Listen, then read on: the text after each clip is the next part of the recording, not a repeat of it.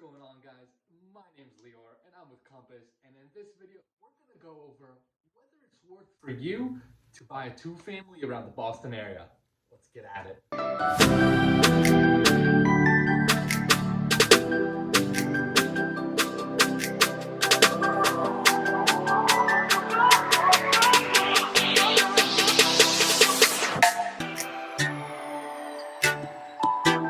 What's going on, guys? My name's Lior and I'm with Compass out of Boston, and in this video we're going to go over whether it's worth for you to buy a two-family around the Boston area, right? Because you might be thinking, do I buy a condo? Do I buy a single family? Do I buy a two-family?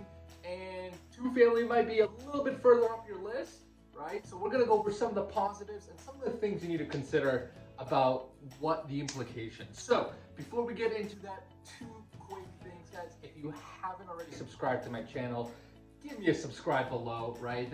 I do tons of new videos every single week where I give you guys highlights of different neighborhoods, different cities, tips on buying, tips on investing. So if you want to get all of those videos, want to be notified every time I do a new one, just click that subscribe button and you will be notified every single time I do a new video.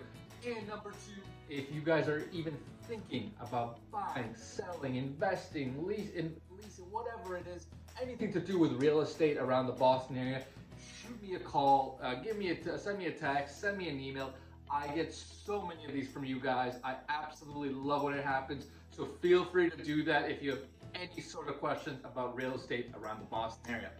So let's get into today's content, which is some of the things you're gonna have to consider with a two-family. And the way I'm gonna break it down is we're gonna do three advantages of buying a two-family, say over a condo or a single family, and we're gonna give you three things to think about as well, in addition, if you're gonna really consider that two-family option. So what are the three main advantages with two-family? Well, number one, that is probably most obvious to you, is if you're gonna live in a two-family, you're gonna have additional rental income coming in that's gonna help you pay the mortgage, right? So if we do, and just to kind of really contextualize it for you guys, if you guys are, say, thinking about doing a condo, let's say you're thinking about buying a condo somewhere around Boston, Cambridge, Somerville for, say, $500-600, and you know your monthly payment's going to be about $3,000, right? That $3,000 is going to be completely on you. Now, whereas if you maybe think about the two-family option, and let's say you're going to spend $700, $800, maybe even $900, right? And maybe your monthly payment there is going to be, say, $4,000 or $4,500.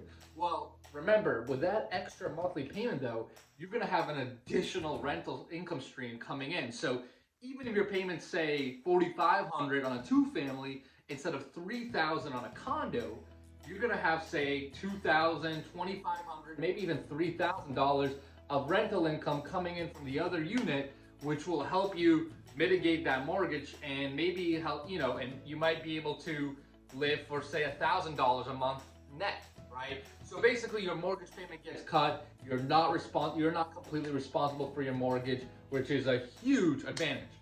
Number two, a lot of people buy condos or single families with the thought of, well, I'm gonna live here for, say, a year, maybe 2 years, maybe 3 years, and then when I move out, I'm gonna just keep it and rent it out.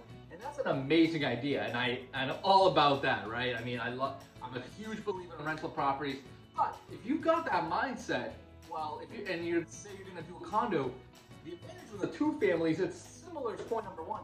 Instead of having one income stream coming in when you move out, right? So let's say you move out from your condo and maybe you'll rent it out for $2,500. What if you had two units, right, that you can rent it for $2,500, and instead of $2,500 coming in, you've got $5,000 of monthly income. Yes, your mortgage is going to be higher. Yes, your expenses are going to be higher, but you're going to make much more money with that two-family rental income than that condo rental income. So just food for thought to think about. And number three, something a lot of people don't think about, depending on the exact kind of property you buy and depending on the exact location within Boston, right? It doesn't work for all locations, but you might have some other creative options of making money, such as condo-ing your building, right? And you might be thinking, well, hold on, Lior, I'm not like a developer. I'm not I don't develop and make condos, but condoing out a two-family is really not that hard. I mean, you hire an attorney for a couple grand and they'll help you make the condo doc. But so it works in some parts of Boston, right? So for example, let's say you're in Southie, right, and you buy a 2-family for 900 or a million, right? Well, those condos individually might be worth 600 on their own. So instead of selling a 2-family for $1 million, maybe you sell 2 condos for 600,000, and you just made yourself a $200,000 spread. Again, this doesn't work in every single market around Boston. You really gotta know each sub-market and see if there's truly condo value. But in a lot of markets around Boston, especially, typically the pricier ones, again, like Southie, if you go towards Cambridge, Somerville, Medford, Waltham, Watertown, there's going to be a lot of instances where you can create additional value by selling your property as 2 condos instead of 2-family. So that's just more food for thought to think about, because you get a lot more creativity options when you buy a 2-family instead of a single unit like a single family or a condo. Now, let's go over 3 additional things you need to think about if you're really going to pursue a 2-family that you have to keep in the back of your mind. Number 1 is if you're thinking about, well, how do I qualify for a larger loan, right? Because a 2-family is obviously going to be way more expensive than a single family or condo. Talk to your lender, but remember that when you're qualifying for a 2-family, you can actually use the rental income from the other unit partially as qualifying income for you. So what I mean is, let's say for easy numbers, let's say you've got your income is say $5,000 per month, right? And you got qualified for a $500,000 condo. Well, if you're gonna go buy a 2-family, and let's say that second unit in that 2-family can rent it for $3,000, you can use a portion of that $3,000 as qualifying income on top of yours to qualify for a larger loan, which essentially means you could get a larger loan for a 2-family than you might for a condo or a single family. So if that's one of your concerns, you definitely need to be aware about that. Number 2, from a more operational perspective, is yes, if you buy a 2-family, you're going to be living in one of the units, and you're going to have a tenant live right next to you. Now, it's not that bad. I mean, I've done it before. I've actually done it twice before. At the end of the day, you just kind of just set the guidelines and the boundaries with your tenant. You just don't want your tenant knocking on your door every single day complaining about something. But again, if you're professional about it and if you can set strict and fair guidelines up front, most people that do it have no problems with it.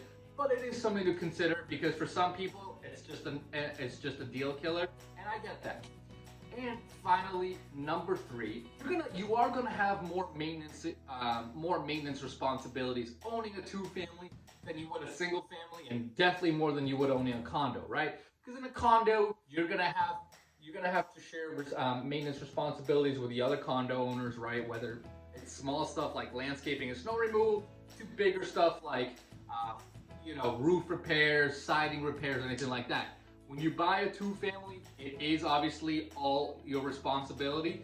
But again, that's why we have that extra rental income. We have much more rental income coming in, so it'll help us, right, build up reserves, build out cash flows, so that you can deal with those additional maintenance issues. So in summary, I obviously am a big believer in this. I know it's not for everyone. Some people just say, Lior, you know what? I just want a condo and I'll be really happy in that. But if that's something you've thought about, buying a 2-family, right? There are so many advantages, from the extra rental income to the potential condo play, to if you're gonna move out, you're gonna have, you're gonna be able to create a much more cash flow coming in. It really is something to strongly consider if that's something that you thought about in the past, because there are so many advantages to buying a 2-family, say, over a single family or condo. But again, it's not for everyone. So if you guys have any questions, any concerns, put them below. And as I said before, guys, I get so many calls from you guys, emails, texts from you guys asking me about what's the best places to live in Boston, what's the best place for you, how do I buy something like a condo, how do I buy something like a multifamily. If you have any of those questions, reach out to me and I will help you out.